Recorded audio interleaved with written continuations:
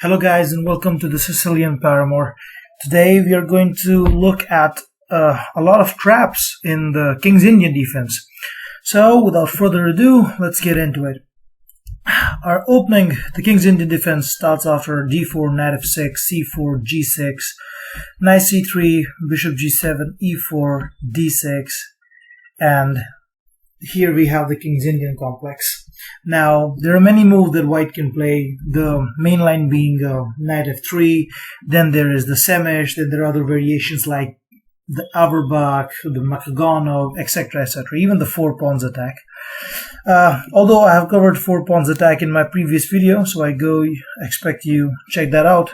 Today we're going to be discussing about a lot of traps, and let's mock the Sämisch for a while now. Okay, so f3 signifies the Sämisch variation. Now, basically white is setting up a strong center and is supporting the e4 pawn, and it looks all pretty unless after castle bishop e3 there are many moves that black can try here.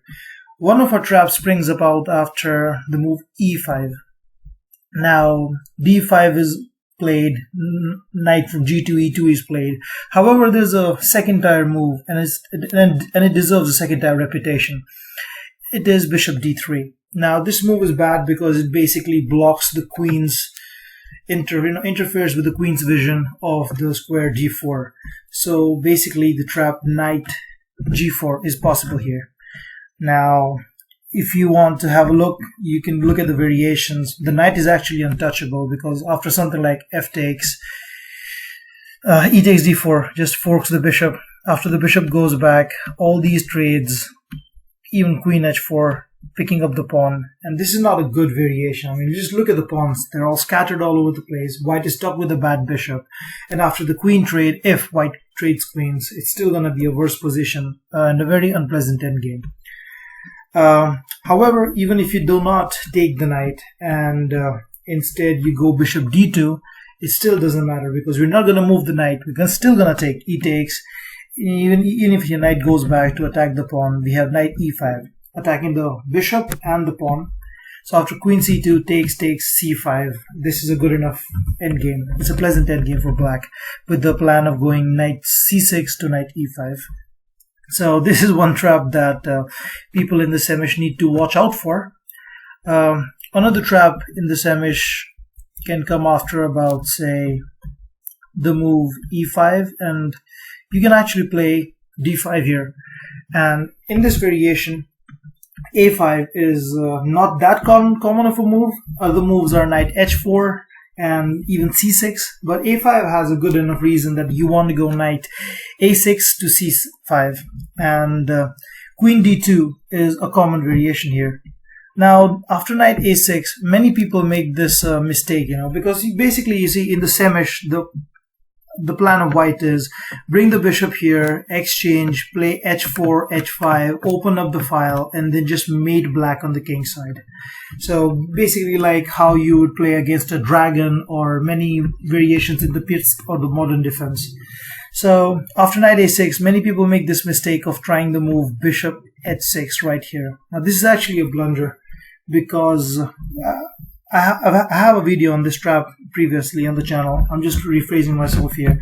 So after knight takes e4, this is the star move. Now you can capture the knight whatever way you want. F takes e4, you still get a check, and basically this is a double attack. Not right there. Yeah, it's a double attack on the king and the bishop. And after something like g3, you pick up the queen. Pick up the bishop with the queen. And even if you take it with the knight, we still give a check. You still take. Now there's a very lame variation that one guy tried against me. He tried knight f6 check. Now the obvious reason is I cannot take the knight with the bishop because my queen hangs. So after the forced move, basically king h8, there was nothing. The game went queen takes, bishop takes, and now the bishop is even stopping white from castling queen side. And after bishop d3, king g7, knight e4 and f5. This is a very, very comfortable position for black. In fact, it's very advantageous. Alright, so what do we have next? Well, something similar that occurs after knight a6 is that instead of playing bishop h6, which is a blunder as we have seen, people play bishop d3. Now after bishop d3, this is actually a good move, and black can play many ways here. We can go knight d7 here. However, in blitz and in rapid games, I've actually tried the move h6, and it actually looks like a beginner blunder because you're just losing the pawn, but it has the same motive behind, because after bishop takes, knight e4 is the same shenanigans all over again. And yeah, although you have lost a pawn here, and you have not actually gained a pawn in this process, but however, this is just a flank pawn and this is a central pawn that we're talking about, so you're still going to get some compensation out of it. Plus you're going to have both the bishop pair, so that's going to be good enough. Another variation would be, say after something like bishop d3, instead of going h6, you can try the variation knight c5. And even here, I've seen many people go bishop h6. Now over here, you have to be careful. I mean, knight f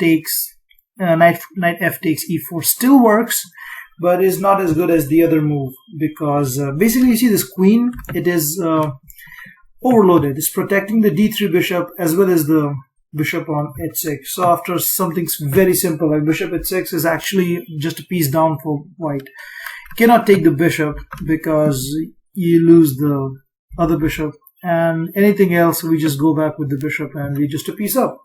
So this is another bad variation.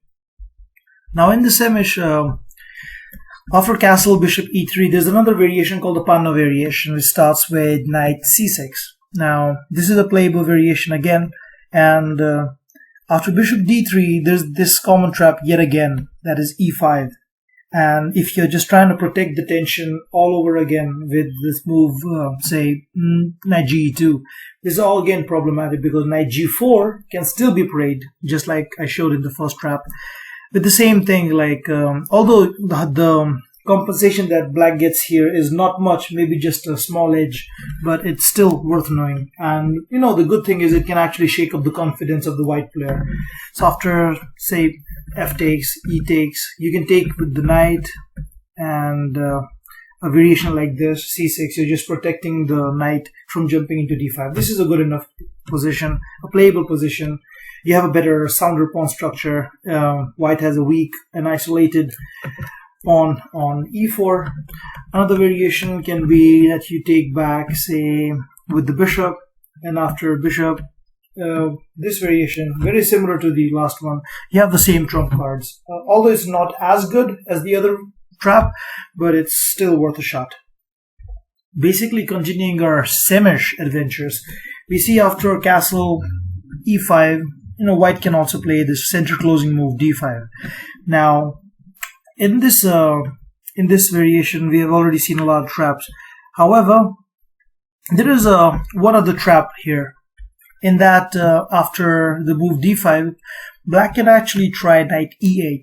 And now the main move here should still be queen d2. However, other moves like knight g2 e2, not the rook, knight g2 e2 or bishop d3 actually allow this move bishop h6. It's actually the same thing. Basically, if the bishop takes, you give a check and you take back the bishop.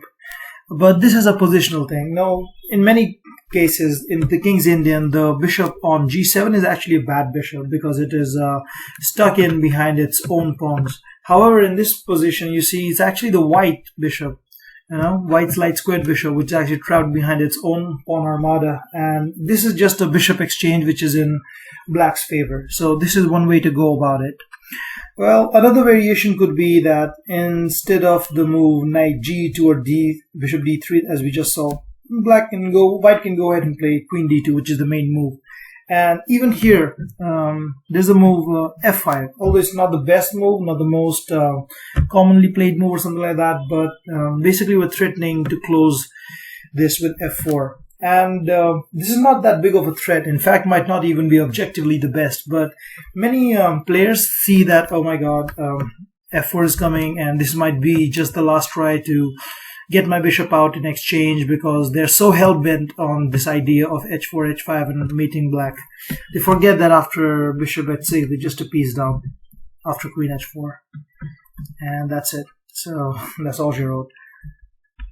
So finally, instead of the Sämisch, white has another approach, which is the Auerbach variation with bishop e2, castle, bishop g5.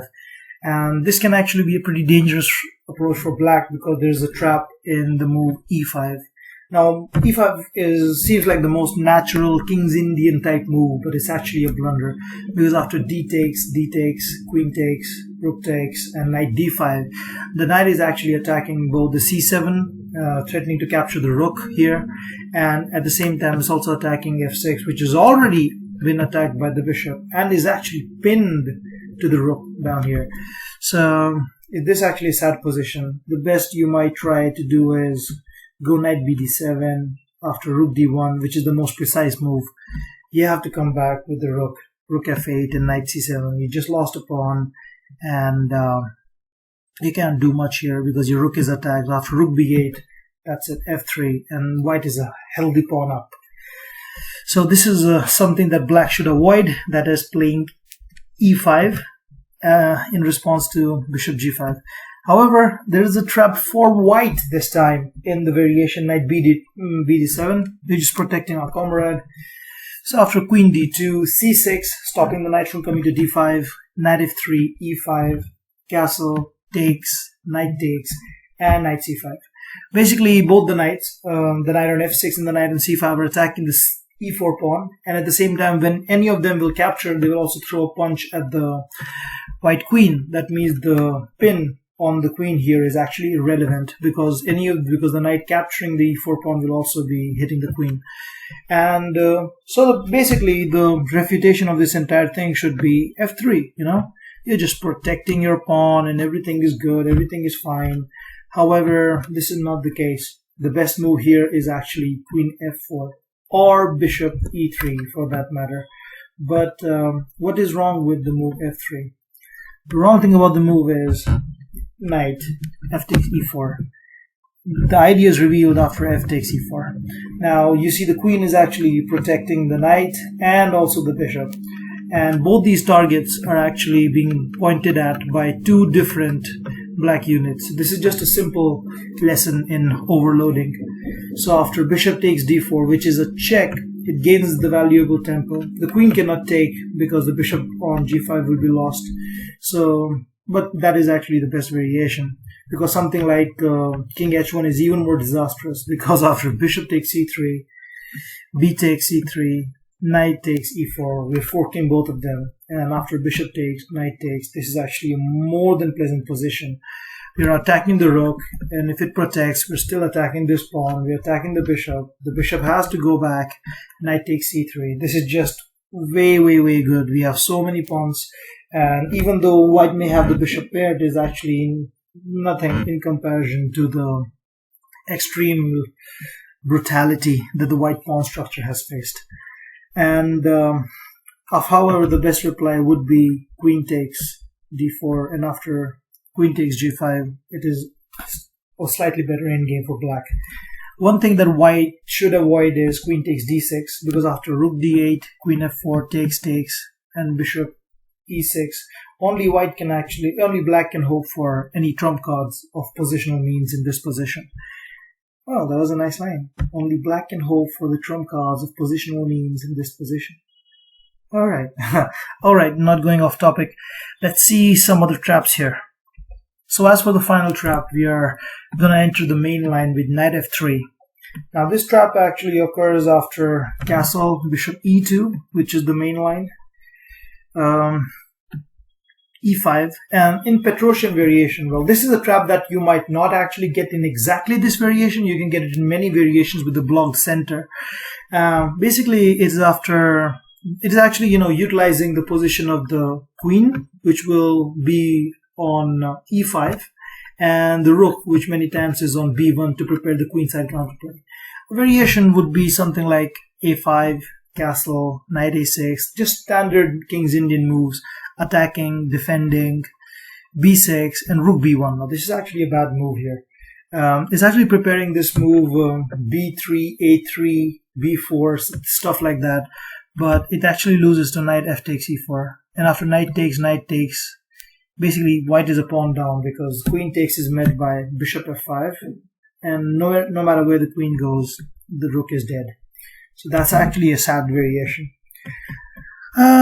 Well, thinking of this, I know actually about one other trap here. Well, this is not very common. So in the normal main line, instead of bishop e2, you can see how many players go with bishop d3. Now, there are many standard ways to reply to this. You can still go e5 and stuff like that. But one forcing way I found was bishop g4. And now, well, this basically itches white to play the move h3 and, you know, just grab the bishop pair. But after knight c6, we are attacking the pawn. And if white is to play, say, d5, after knight e5, we are basically going to get the bishop back because of the double attack. So white will not be able to enjoy the bishop pair for long. However, it can maintain tension with bishop e3, and after knight d7, we're just opening the bishop's line of sight to the d4 pawn. Now, again, d5 will lead to the same thing after knight e5. So you can still maintain the tension in the center with the move knight e2. However, this is not a good move because although you are defending the pawn, you're actually allowing this tactic, that is knight e5. And it doesn't matter which knight goes, you can even jump in with the other knight, it's the same thing.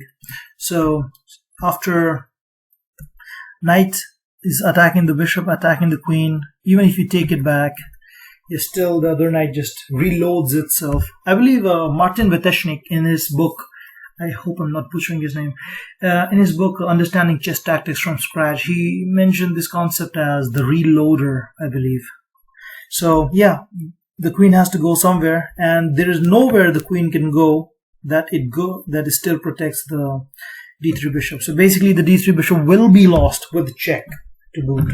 So after queen g3, knight d3 check, king d2, even the second pawn goes, and say rook c1, c5, that's a good enough position. The queen is actually going to jump in and attack, and it's not a good position whatsoever. This is actually a pretty sad position for white. Alright, so that is the end of our small, trappy, tricky journey. And I'm really sorry for being so biased towards black, because none of the traps, except one maybe in the overback, was for white and everything else was for black. But yeah, that is true, because white basically has a lot of positional trump cards here, and the trappy lines actually favor black most of the time. And you know, maybe you guys can teach me about some traps that white has. Of course, there must be many. So that was all, and stay tuned for more videos if I put them out, and I will very soon. Okay, take care. Bye-bye.